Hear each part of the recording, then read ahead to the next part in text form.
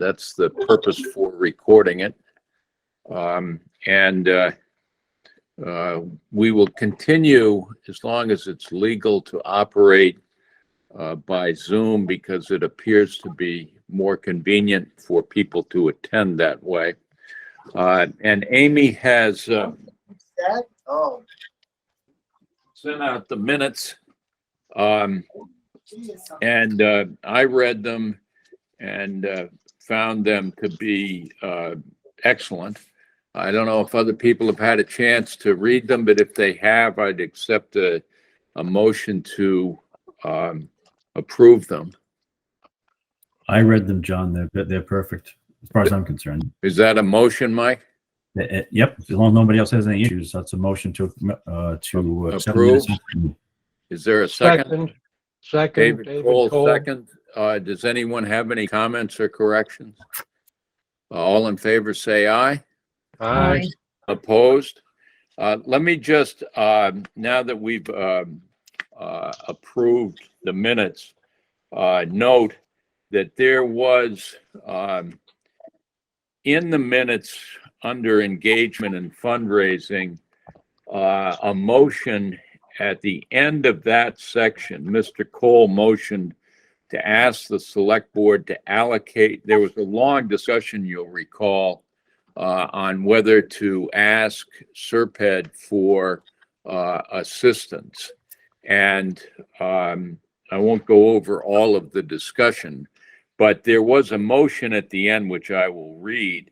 Mr. Cole motioned to ask the select board to allocate some part of the share of Serped hours to start this collaborative effort to support the work of the Climate Resilience Committee, seconded by Mr. Sullivan and carried unanimously. I don't know if you had a chance to do that, David, and whether you got a response or not. I have not done that because we were still trying to work out with Serpent what it was that we'd be asking them to do. And that still is something I'll report on in a bit. Okay, great. I just, that was the only business out of the minutes that I wanted to see if there was an answer to. So there's an agenda that Amy sent out. We've approved the minutes. I think we all know each other because we've been at meetings together. Is anyone else? We have a few other people who've come in. So welcome. So the first report is engagement and fundraising. I did note in going through the minutes, and I say this because I may want to kind of bifurcate your report, David. In the last meeting we had, we spent some time on what our final report should look like, and you may cover that some in your report, and if you don't, I may want to come back to engagement and fundraising towards the end of the meeting after we get through the rest of the business of everyone else's reports. But why not, are you giving the report for your committee, David? Yes. I know you've sent it out, and But I didn't. I sent it out to you and to the members of the subcommittee. I didn't send it to all the members of the committee. All right. So why don't you then describe what's in your report? I know you've got a very active committee with a good number of very capable members. So you've done a lot of work. So describe it. All right. Well, some of the members have done. We've got really some great people on this committee, subcommittee, working group, whatever you want to call it. We haven't looked at the issues of the final report. We're still back in the early stages of trying to figure out what it is we're hoping to do. And we've also had two more people who have joined our group recently. One of them is Dale Weber, who has been involved in on the board of the Watershed Alliance and in various other things. And Mark Strauss, who is has been in the past a magazine publisher and has been very much active in the Allen's Pond work and the Osprey work and things like that. So they have joined our group. The main thing that we've done has been done really by Jeff Canton. And is Jeff here? No, he hasn't joined us yet. Yeah, well, I think he said he had a conflict, so he would not be able to. But Jeff drew up these two plans for communication and engagement, and we sent those to the chair, to you, Mr. Bullard, and got your okay, and then we sent them around to the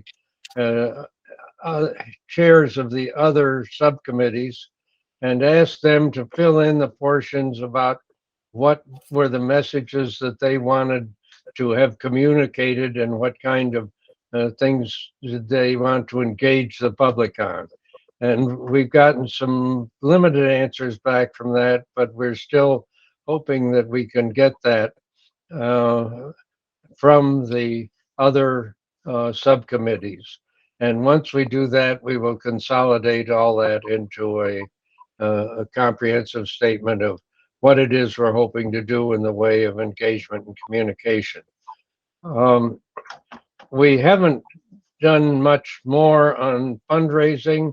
It looks to me like there are all kinds of opportunities out there. You sent around some material on this fraud group that Noah and others are involved in that seems to have a lot of money to offer on these things. And we want to go and probe those possibilities down the line. So we still, again, we wanted to get a better sense of what it was we were trying to do and communicate before we started trying to raise money for it. The other thing is in relation with Serpide. They are still developing their program for climate resiliency planning, and still is in a somewhat amorphous state. And we're again waiting for them to get a little farther along before we can really sit down and talk to them seriously about how we will work together. We started discussions with the Westport High School last spring. Those were interrupted by summer vacation and all the rest, and we will pick those up again in the fall. So I guess the gist of it is that we've sent out requests to the four other subcommittees to give us feedback on what they want us to help communicate and what they would like us to engage upon. And we will look forward to getting some answers back on those, and then we'll try to put together a comprehensive statement on all that. That's my report. Thank you, David, very much. And I think if you would if you haven't already sent your report to Amy, have you sent it to Amy? I know you sent it to me. Yeah, I did not. I will send it. And it has the emails of two more members of the committee, so I will do that. Yeah. So two more members of our working group who are not yet members of the committee. Yeah. So if you send it to Amy, then I will. I think it would be great because it's an excellent report. If Okay. Amy, you would send it to everyone on our full committee mailing list. Sure, I can do that. Do you actually want me to send the infrastructure one out from Bob to everyone right now? Yes. Okay. Yeah. You're like Radar in the old MASH TV series. You're, one step ahead of the Colonel all the time, Amy.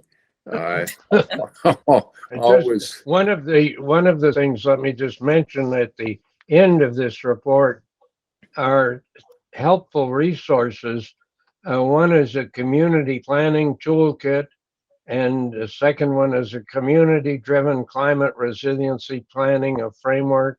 And the third one, how to harness the power of your community to address climate change, a local official's guide. And so I'd encourage anybody getting this to take a look at those. I think those are very useful documents that we can help stimulate our thinking. And I know as I read the report from the Water Committee that Mike Sullivan had alerted the members of his committee that the questions you posed of his committee would be on the agenda for his meeting on the 13th. So, you know, I don't know what the plans are for the other committees, but I know at least in that committee that the request you made of him is on the agenda. But that is something I want to broach when we finish with the reports of all the committees about whether that is the best way to go about it, or whether joint meetings of your committee and each of the other committees might be a better way to do that. But let's, anyway. John, can I just add one more thing? Sure, of course. The state announced yesterday their grant funding for MVP action grant programs. Were you going to report on that? No. So okay. You go ahead. Just to mention, this is, they had 70 projects that they approved and a lot of money for them, but some of them are local that are interesting. One for Fall River and Westport was for the South Watuppa Pond Green Infrastructure Blue Water Restoration for $380,000. And a second one is for the Fall River CSO treatment study. And I'm not sure what CSO stands for. Combined sewer overflow. Pardon me? Combined sewer overflow. Okay. And they got $1.163 million for that. The towns of Mattapoisett, Fairhaven, Marion, Rochester, and Acushnet got a $4.5 million grant for the Mattapoisett River Valley Water Supply Resiliency Project. And that might be something that we might want to look at, since we've got a lot of water supply issues these days, and they were giving out big money for that. And then in Seekonk, the Attleboro Dye Works dam removal design and permitting project got nearly $200,000. So these are, we got one piece. I think we'd put in 2 applications for our Westport, and the second one didn't get approved, but the first one did, which is the South Watuppa Pond project. Well, Jim Whiten is not on the call. Let me ask. You all know, if you go into something on the lower right-hand side that shows the couple of people and click on it, you can see who is attending this meeting if you don't already know that. And it has names except for 2 people who are calling in. And if those 2 people would identify themselves, one has a phone number that begins with 615 and ends with 20. Who is that? You're on mute. Can the person whose phone is 615 and ends with 20? Can Amy unmute them? Amy, can you unmute that person? Or they oh, they're unmuted. There we go. Can you hear me? Yep, I can hear you. Oh, okay. The 615 number is me. This is Constance. Oh, Constance. All right. Yeah. Constance, you're here. Okay. I thought I saw your name elsewhere. Okay. And the person whose phone number is 774 at the beginning and ends with 01, you are muted, but can you unmute and then tell us who you are? I think that's Jim Whiten. Oh, that's Jim Whiten. I believe so. Jim, are you, Hey, is that you? John? Yep. Jim, are, he unmuted himself for a second. And if it is Jim, I'd like to ask him a question. John, as long as Yep. I'm unmuted, can I ask you a question? Just hold on a second, That Constance, will you? is Jim. That is Jim's number. Anyway, it matches his number. Yeah, Jim, would you unmute yourself for a second? Jim Whiten? He probably can't on the phone. Well, I guess we're not going to get Jim, but I know the planning department is very close to having a town planner, which increases the capacity of the department, David, and that one of the things that increased capacity does is increase the ability of grant writing. And I think that will benefit the town. Certainly it'll benefit this committee in terms of applications for MVP and other grant-making bodies for projects like this. Okay?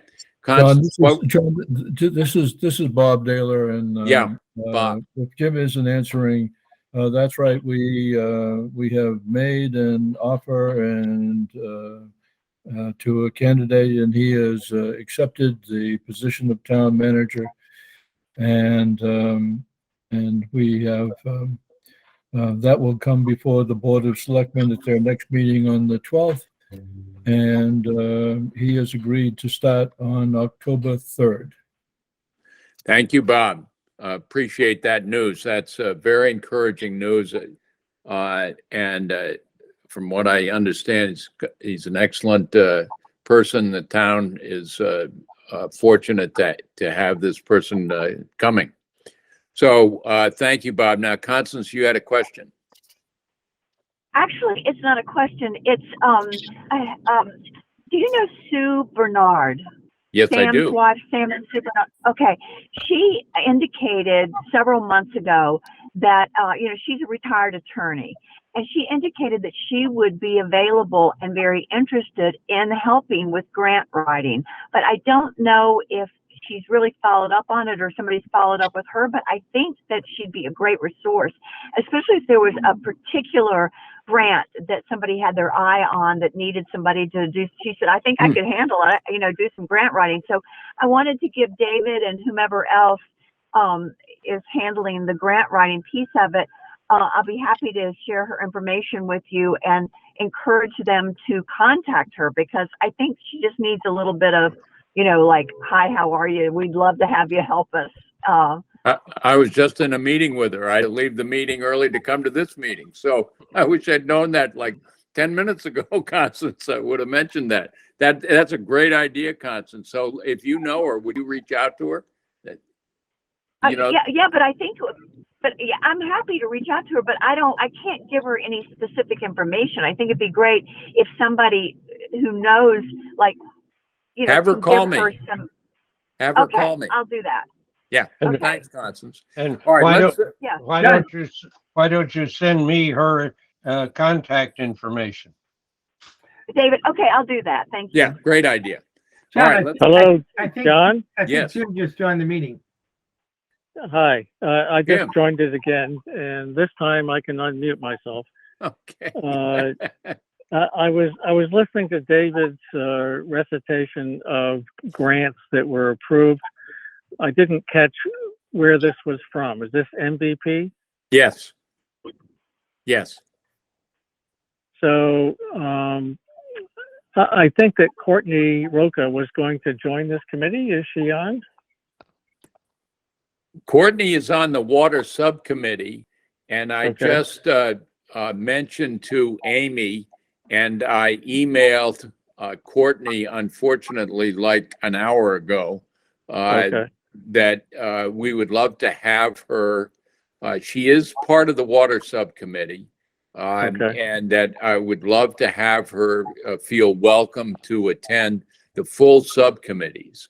So, so she is involved with us, at least in water, and she is welcome, and Amy's put her on the mailing list for the full committee as well.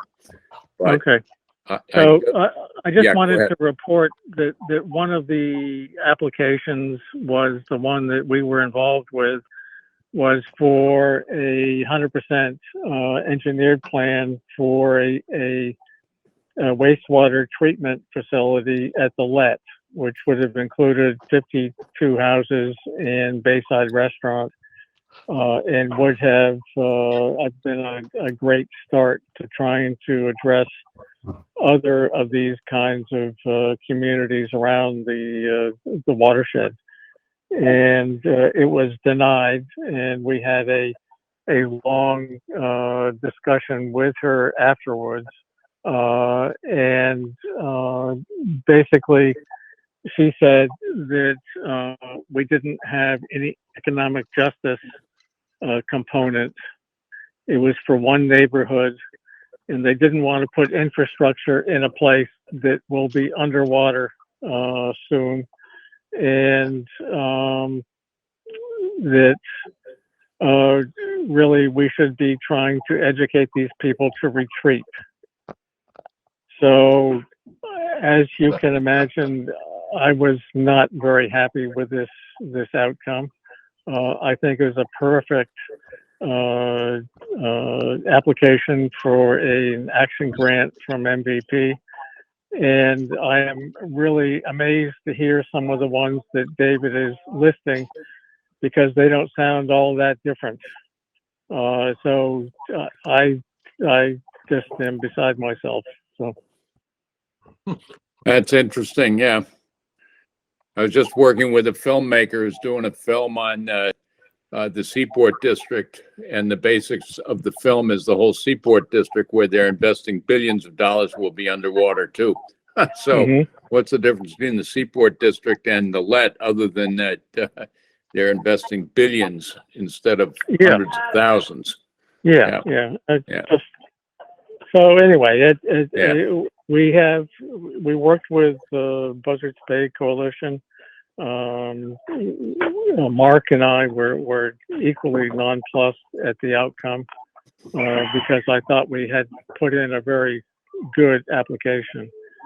So I think we just have to search other places for funding. I am not so enamored of MVP. Well, as you say, there's a lot of money in different places with ARPA and everything else. So MVP isn't the only game in town. So we'll have to search out, and our new planner can be very helpful. It's great that he's coming on board so soon. I want to keep moving here. So Mike Sullivan, you're up to bat. Thank you, John. We did, as you mentioned, we met, I want to say last month, but last month is now August. June, I think. We met in July, and yeah. So we continue to work on our list of risks. And can I share my screen, Amy? Is that possible? If I go Yep, window. it's the rectangle with the arrow pointing up. Is that working? Yes. Okay. But mine, this looks awful small. Can you even read that? No.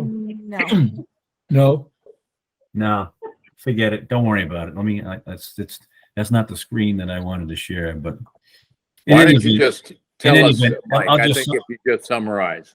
Yeah, I'll just summarize. So we've been looking at the risks, obviously, to Westport as a result of a number of individual drivers of climate change and global warming that either singularly or in combination, present us with risks. And we considered each individually. So in other words, sea level rise obviously is a key one. The warming of the oceans, any changes or potential changes to the Gulf Stream and currents off our shores, ocean acidification, storm frequency and intensity, and obviously just increased temperatures in the winter and the summer. So we started out with, I don't know, 20 or so different risks. Some of those were exclusively the venue of other subcommittees. We narrowed it down recently to 11, and our last meeting we got down to 7. And I'll just list them off for you here. We're working on creating narratives for each one of these, and then at our next meeting we hope to sort of rank, profile them as far as our priorities are concerned. So obviously, sea level rise and its effect on our properties, both infrastructure and structures, private property, the ability to get insurance, the ability to get loans and financing to buy property. The second item is the effect on all the life in the sea, be it the fish, lobsters, or other animals that will be affected by be it sea level rise, or in this case, more warming oceans, dune erosion and beach cobbling, navigability of the harbor, potential impact on commercial fisheries, river flushing. That's all one category. The effect on the water table, saline intrusion into wells, another category. And we have sort of a catch-all health of the river system, so salt marshes, nitrogen problem, how they might affect or be compounded by warming waters. And then we had a separate category for Cockeys Pond and Richmond Pond, salt ponds. So those are the enumerated risks that come out of all of these drivers from our big picture problem here. And as I said, our next meeting is, I think it's the 13th, you said, right, John? Yes, Mike, Yes, 13th. of September. And we're going to try to get our narratives finalized and rank these in some way and work towards a report at a following meeting. And we'll take up the question of the outreach that committee, what Jeff has sent out as far as his surveys and such. We'll try to take that up at the next meeting as well. Hey, Mike. Yes, Constance. I just like to add to the rising water table, not just the what's happening with the wells, but also with septic systems. Yes, you're right. I didn't read that. You're right, Constance. I didn't read that. I didn't read each description fully, but you're right. And that's one of Constance's assignments, in fact. So. All right, good. And as is the case with engagement and fundraising, the water committee is robust. The meetings are well organized, and a lot of really good discussion in these meetings. And so thank you, Mike, very much for your leadership on this topic. Next, Bob Daler has circulated a report that is notable, that it has more dollar signs and more money than all the other reports combined by far. So you get the star, Bob, on your report for that. And I don't know who it's gotten circulated to, but again, Amy, if you can make sure that Bob's report on infrastructure and safety gets out to everyone on the committee, that would be helpful. And so, Bob, you have been circulated to everyone. You already have? Yeah, she sent it. Radar, you once again ahead of the Colonel. That's such a dated, probably people your age, Amy, don't even know what I'm talking about. But anyway, it's a compliment. I'll Bob. no comment on that one. Infrastructure and safety, Bob. Yeah, the CRC committee has not met, largely because of the chairman is swept up in many duties. But just quickly, there's a lot of activity on infrastructure. The select board has formed another infrastructure committee, of which I am the vice chair of that. And we had our kickoff meeting on 8/17, and we are the purpose of the committee is to generate outreach and support for the Route 6 sewer and water project.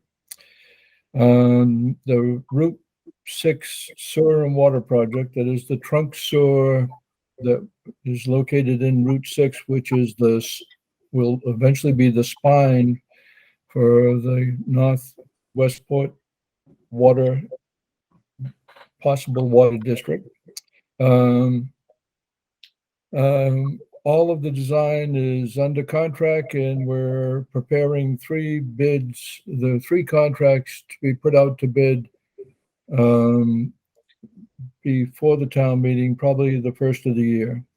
And the phase 1 sewer contract, because there's already a water main in Route 6 there, is between Fall River and Route 88. That's $7.2 million.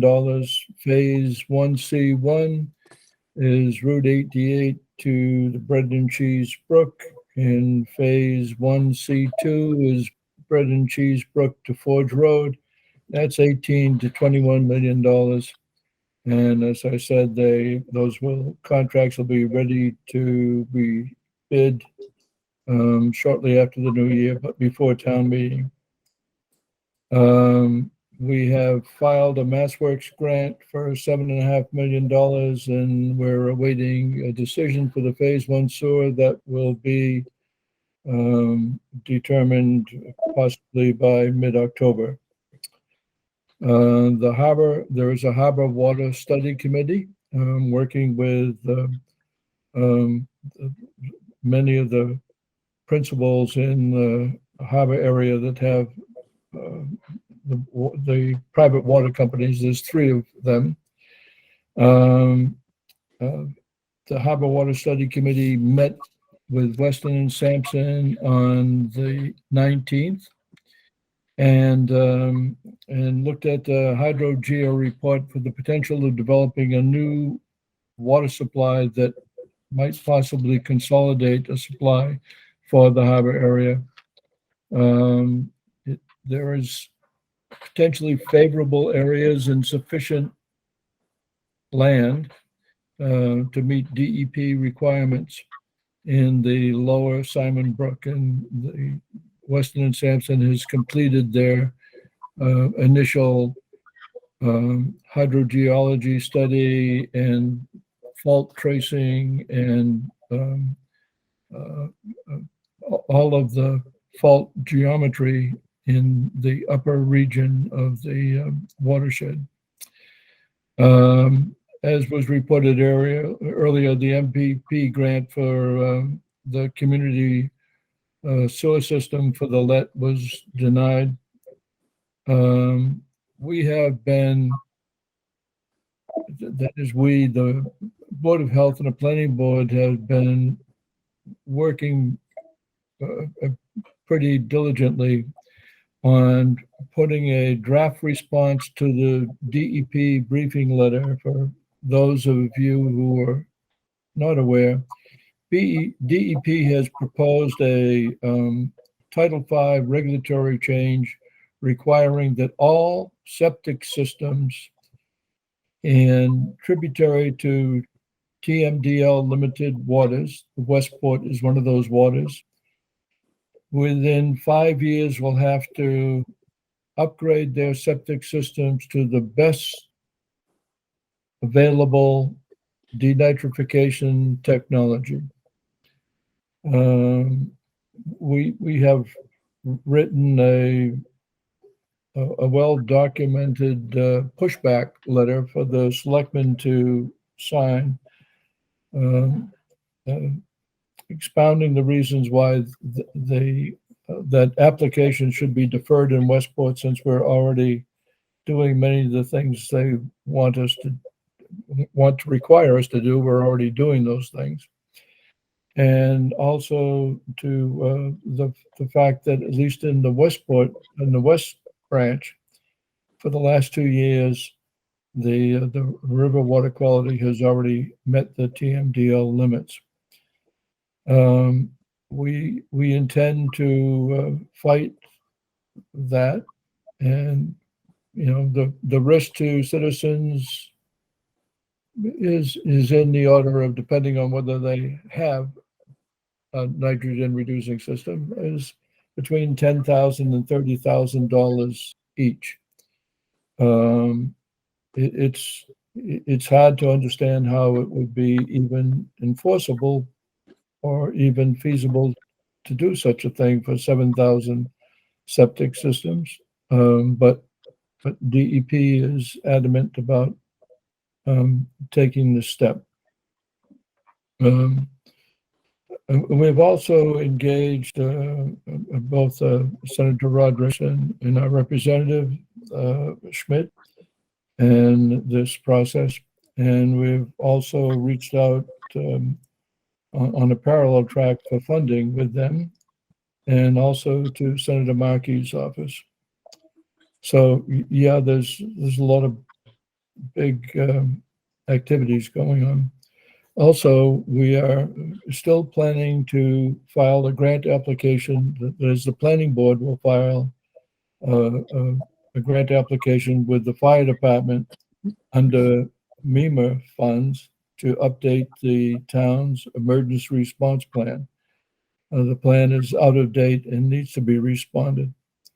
And we're also trying to understand how the federal infrastructure monies of all of these trillions and billions of dollars that have been in this one-time infrastructure bill are being processed only as loans in Massachusetts, and in other states or for other things. I think they're being other infrastructure activities like bridges and rural broadspan and things like that are being deployed as grants.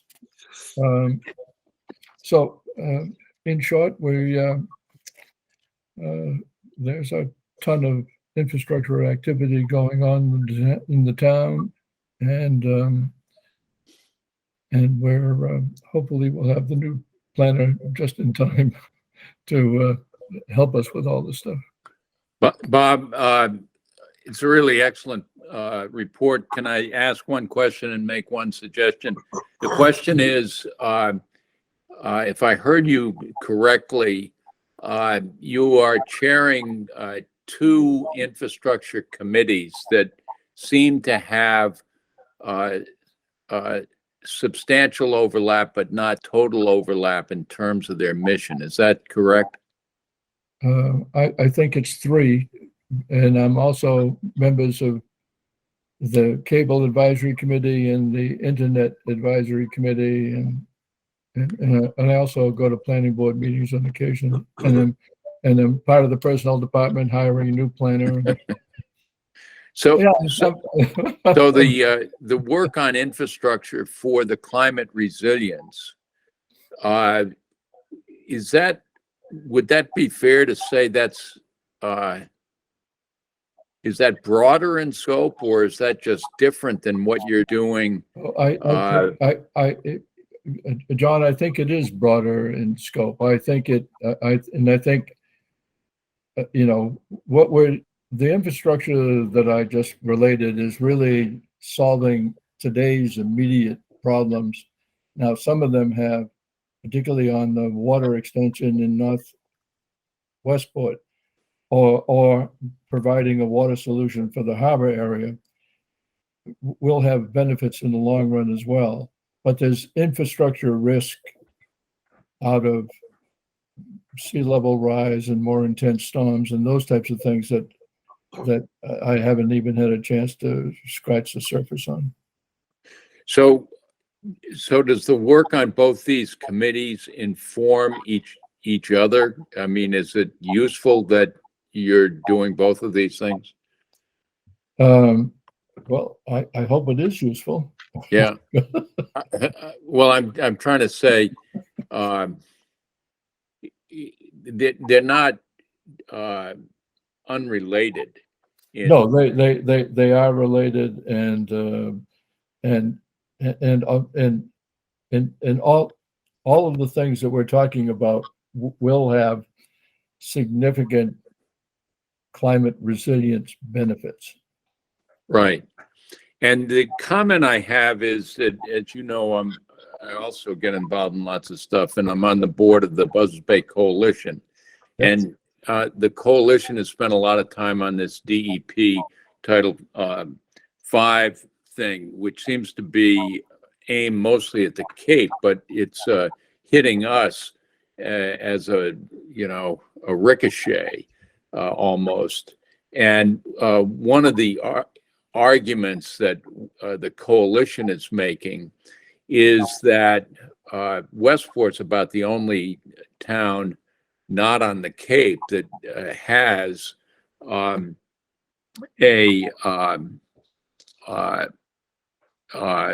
TMDL. And if this passes, this is going to disincentivize no town's going to want to have a TMDL, because it's only if you have a TMDL that you are then subject to this mandate. So why would any town want to do what Westport has done and get a TMDL? So it's going to kill the whole idea of getting TMDLs, which is counterproductive. That designated impaired waters is not something that the towns can,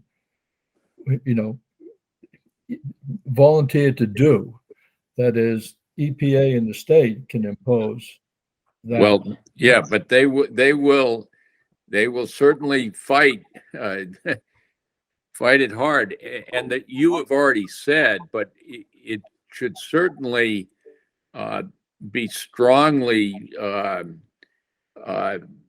stated that if they are going to impose this, given the cost, and there have been some experimental systems put into Westport, there needs to be financial assistance for this. And you mentioned in point 7,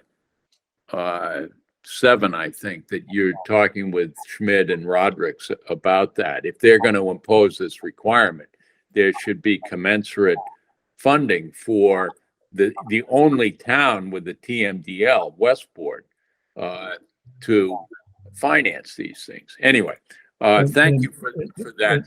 And Jim and I have made Jim White and I have made that point, and we've drafted that, and also Phil Weinberg on the Board of Health has been very instrumental in sort of wrapping a regulatory argument around why this shouldn't happen, and there seems to really be an injustice in rationing the money but laying on more regulation. And it just, particularly when, if you look at, the state's running, a surplus, the state still has 2.3 billion of its ARPA money that it hasn't distributed. Well, and that was a point made by one of the columnists in the Globe, that the state has too much money. Bob, before we leave you, you also circulated to some folks an issue on drought and flooding, and Yes. the increased flooding. And I don't know if you can recite from memory. I'll help you if you want. But what might happen to the Hicks Bridge with this contradictory issue when you get warmer atmosphere retaining more water? You want to just summarize that? I thought it was really interesting what you dug up. Yeah, I distributed it's really in the, I guess, as a risk to the infrastructure. I also thought about that as largely in the water committee subcommittee, but we're having this drought and fires side by side with intense rainfalls, and in some cases, these things are occurring within a few hundred miles of one another. That is, you're having a drought in a forest fire, and over a mountain range, 100 miles away, or a couple of 100 miles away, you're having a flood. So this is all really as forecast in the NOAA, the science community, that the nature of the change in the climate is that we are going to have more and more extremes, and the idea that we could wash away some critical infrastructure like the Hicks Bridge is a significant risk now that we hadn't before. So as you mentioned, you could have a scenario, and it seems contradictory that you can have both more droughts and more floods, but that's what happens when you have an atmosphere that retains more moisture and you accelerate the hydrological cycle, where you say you could damage the Hicks Bridge with high waves and storms from a hurricane, and then, a week later or a day later, wash it away with floods as the East Branch floods it from the other direction.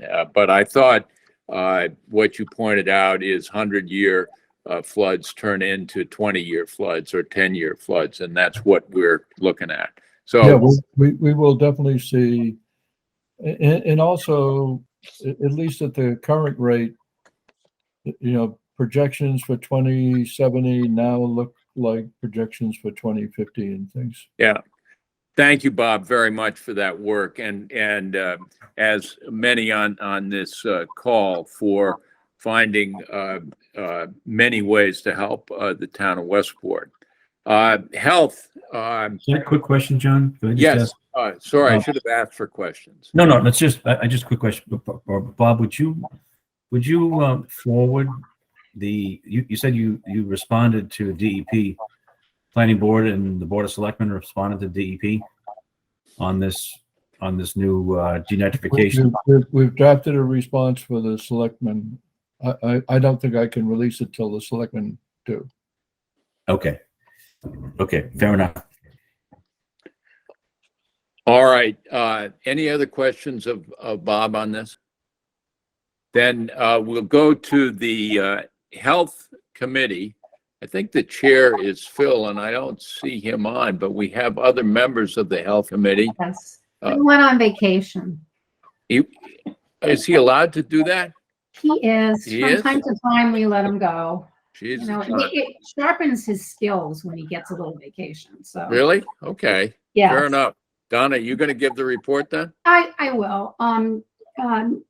Certainly the committee has met, and we developed a draft of health impacts and response strategies to deal with extreme heat events. And so our focus has been on the extreme heat events, and what, I don't know if everybody saw in the shorelines, but through the Board of Health, through our health notes column, Phil focused on that.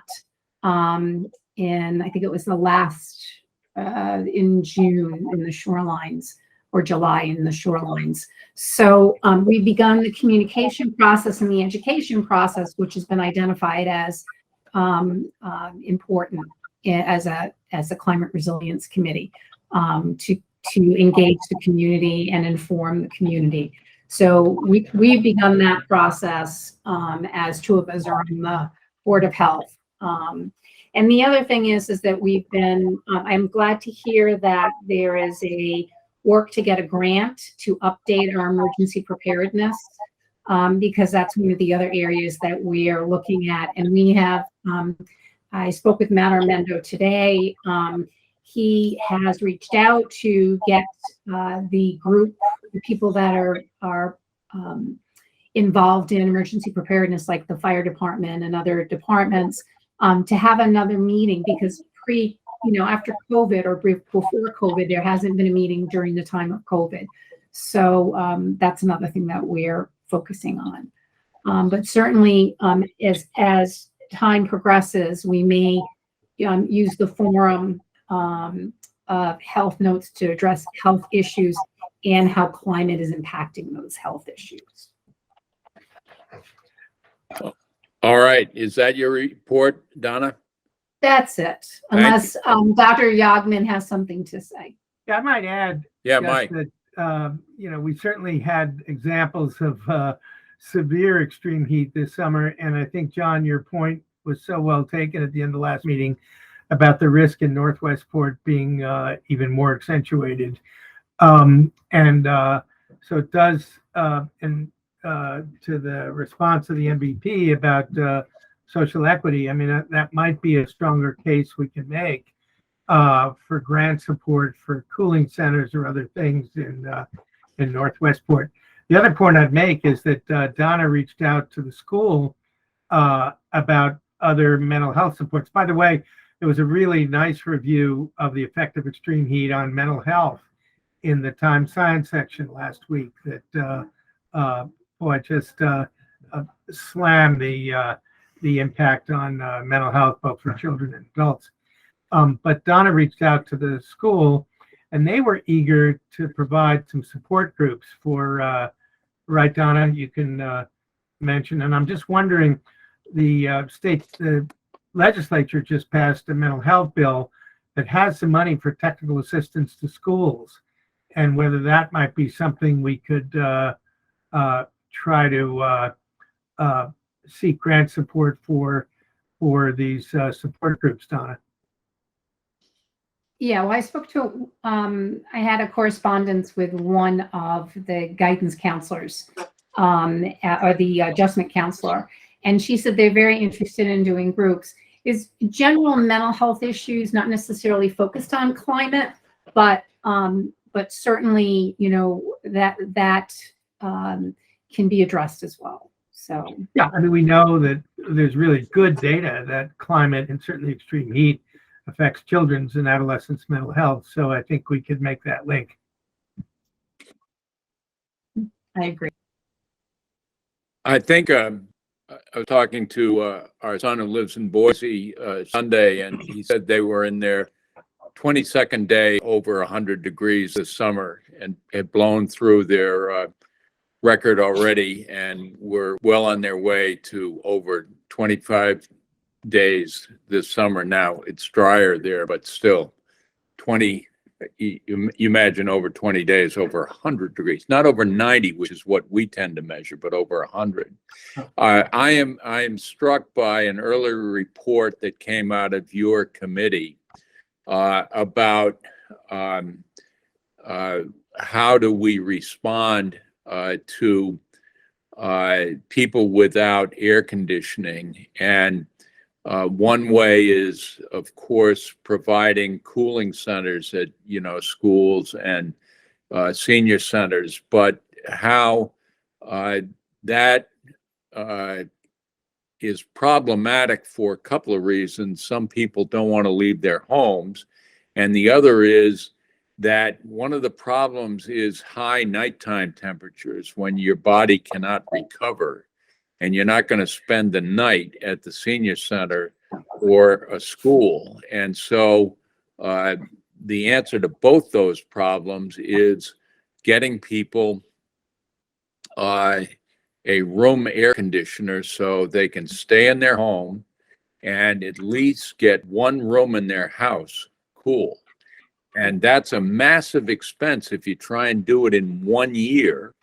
But if you recognize this year that it's going to be a problem, and you start to get data about how many people in Westport, income eligible, don't have a room air conditioner, and then do we have 10 years or 20 years to solve this problem?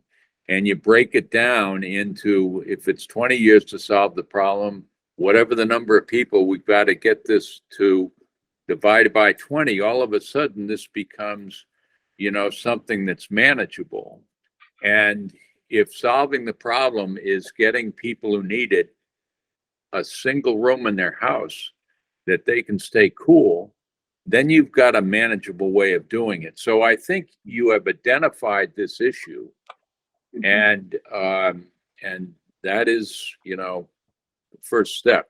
Anyway, thank you very much for Well, that. and John, I just want to say that in the Shorelines article, Phil has really worked with the Council on Aging, and they help identify people in need and work with nonprofits to get Yeah. grants. Yeah. And I'm sure there's other monies. If we're looking at equity issues and getting funding, that may be another area to look at. People with lower incomes may not be able to afford, the air conditioners, and they may not be able to afford the cost of the energy costs to have an air conditioner. So that's another place to look at equity. That's right. But anyway, great report, Donna and Mike and others on that committee.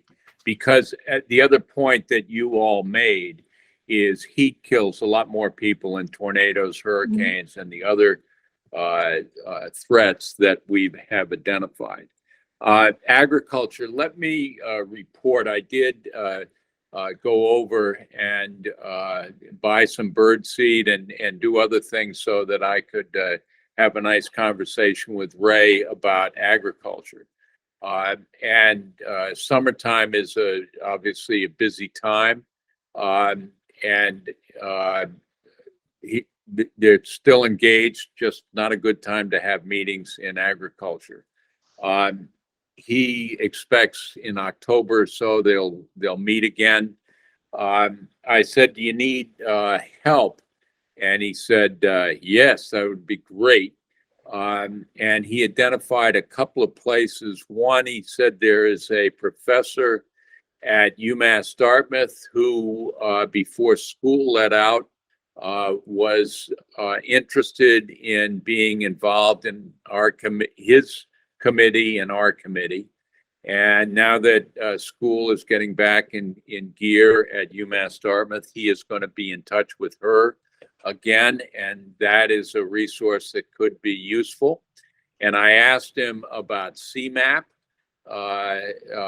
which I helped create 20 years ago, and he said he has a very good relationship with Karen, who's the head of it now, and he is going to get in touch with her. He thinks that's a great organization that could be helpful to the committee. And I said, agriculture is hugely important in Westport. This, for obvious reasons, we need to have an agriculture chapter here. And he agrees. And I said, if we figure this out for Westport, it is going to be of great interest to Dartmouth and other agricultural communities, Tiverton, Little Compton, et cetera, in our neighborhood. So we need to really get this area figured out, and he agrees on that. So it's just something that a lot's not going to happen during the summer. So that is Ray's report. Now, before getting to next meeting and so on, I want to come back to something I raised at the last time we got together, which is I circulated a table of contents, or what does this report look like? So we have a sense of what are we aiming at? And the reason I want us to think about that is the committees absolutely need to be in charge of the content. You are all the masters of content. You're thinking through the facts and the policy decisions, and you're doing the research, and you're asking the right questions for these 4 or 5 areas, whatever they are. But the report itself has to be read by an audience, and that is really the mission of engagement and fundraising. David, your group is thinking about who are we talking to? You know, school children, residents, businesses. That's what you've been doing with engagement. And how do we talk to them? How do we reach them? All that kind of stuff.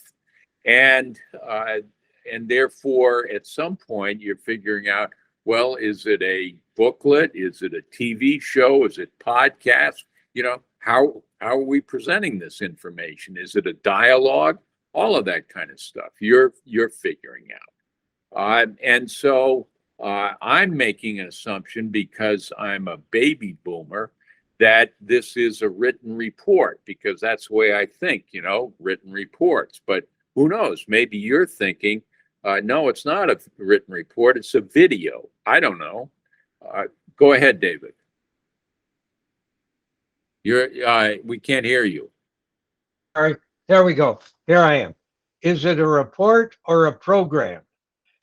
I'm thinking in terms of laying out a program of what we're going to do over the next few years to address these problems in all their dimensions.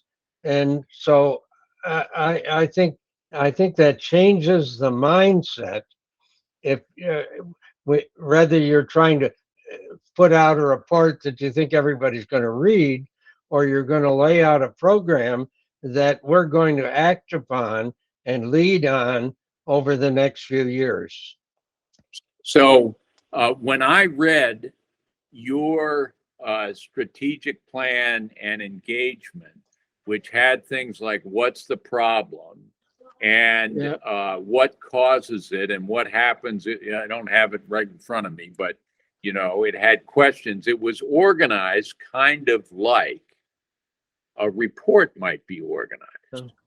Well, I guess I am organized towards programmatic thinking of what are the problems and what are we going to do about it, and laying out a plan for future action to address the problems.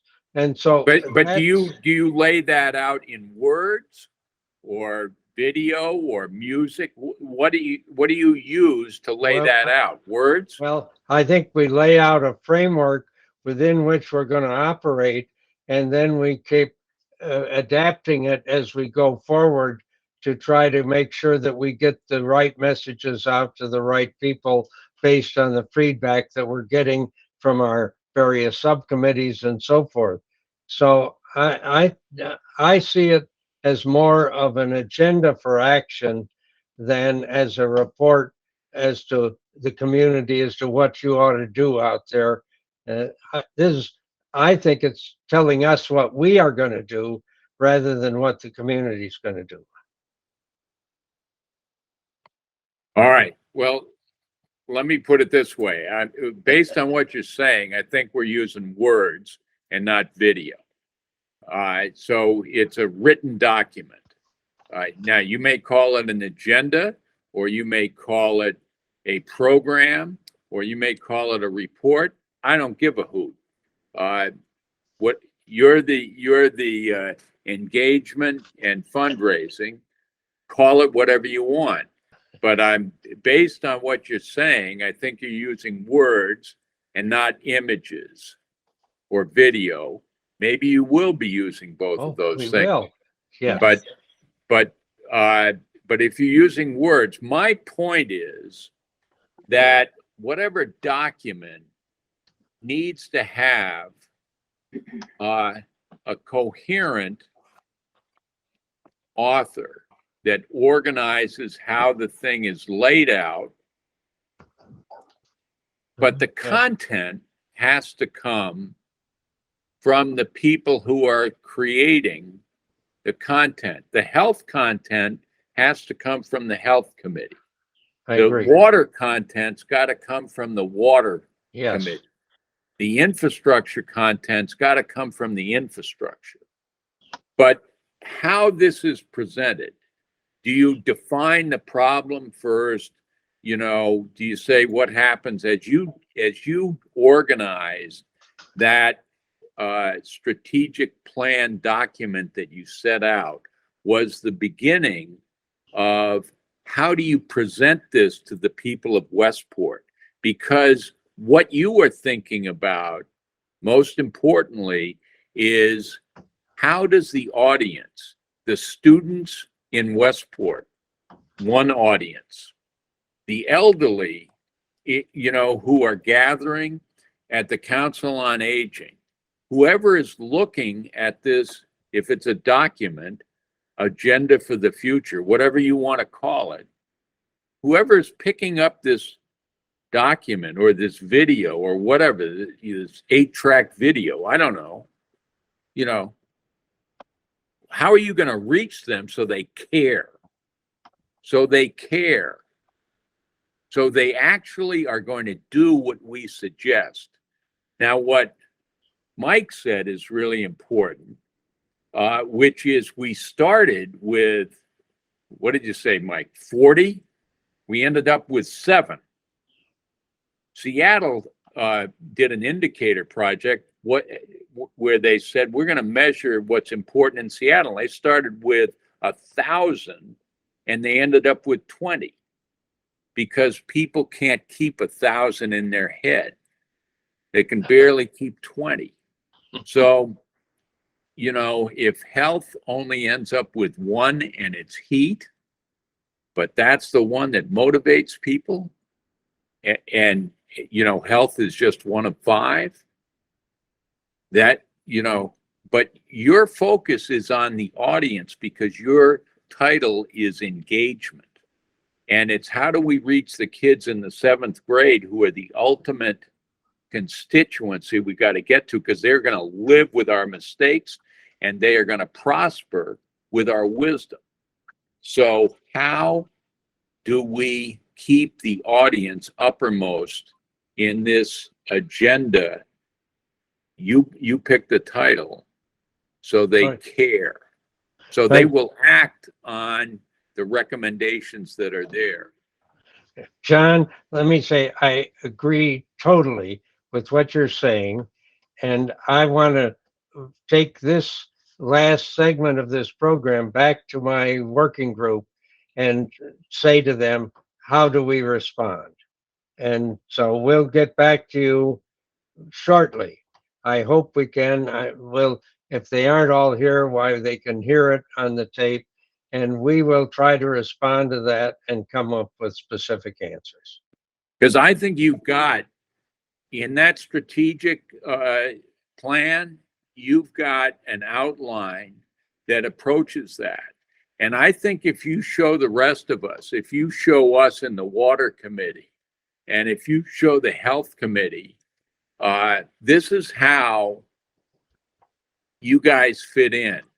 Mike, you know, define the problem the way we've got it laid out. Mike has done huge amount of prep work on this. He can then just fill in the blanks that way. He's got all the content. He's got the content. It's just a question of how do you want me to fit it in, David? And I'll fit it in. But he's got the content. Okay. Well, you give us a chance and we'll do our best and we'll get back to you. And all right. So then the last question is, next meeting, should we meet? We're after Labor Day now. We're getting into fall, school start and stuff like that. Do we want to meet early October? What do you want to do? Or do we want to meet in 2 months? You've got a meeting, Mike, on the 13th. Bob Daler's got so many meetings, he doesn't know where he's coming or going. Except it's over the Hicks Bridge as long as we've got it. You've got the most work probably, David. Well, we've got the work. I'm going to be around pretty much. I'll have to let me have a meeting with my group and we'll get back to you. But go ahead and set a date. And if it gives us problems, we'll tell you. You need 2 months? I think that's too long. I'd say sometime in early October. Early October? Okay. Let's look at that. That would be October 6th. That looks good to me.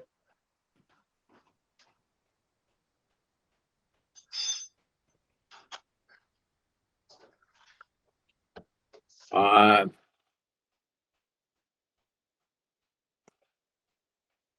I have a Ocean Cluster annual meeting that Thursday. How about if we did the 13th? I We're have doing down, I can do the 13th, yes. Works Is for me. the 13th gives an extra week? Is that okay with you, Mike? Yeah. 13th? Yeah. Okay. October 13th.